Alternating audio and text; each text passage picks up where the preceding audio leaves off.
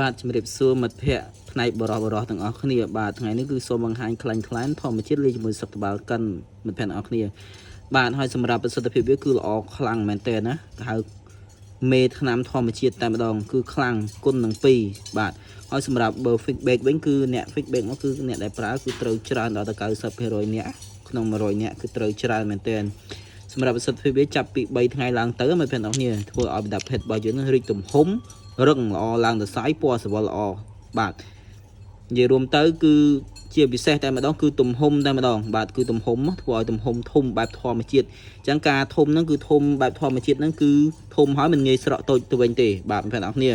អញ្ចឹងគឺវាបានសឹងថា3 4 5ឆ្នាំឬក៏10ឆ្នាំអីនោះដែលយើងបានផលបាទហ្នឹងហើយគឺវានៅតែធំបានល្អណាស់ព្រោះថាការណាដែលយើងប្រើរបស់ធម្មជាតិរបស់សុទ្ធអញ្ចឹងគឺវាជួយពង្រឹងកោសិកាយើងលូតលាស់ពេញទំហឹងតែម្ដងបាទអញ្ចឹងគឺវាធ្វើឲ្យប្រសិទ្ធភាពបានគង់វង្សយូរបាទហើយសម្រាប់តម្លៃវាគឺសម្រាប់តម្លៃគឺ promotion មិនថានេះគឺ promotion សម្រាប់ 10ml បាទនេះពីនេះគឺ 10ml កដានេះគឺ 5ml បាទយើង promotion 10ml និង10ml សម្រាប់ខ្លាញ់សុទ្ធខ្លាញ់សុទ្ធលីសុទ្ធបាកិនក៏ promotion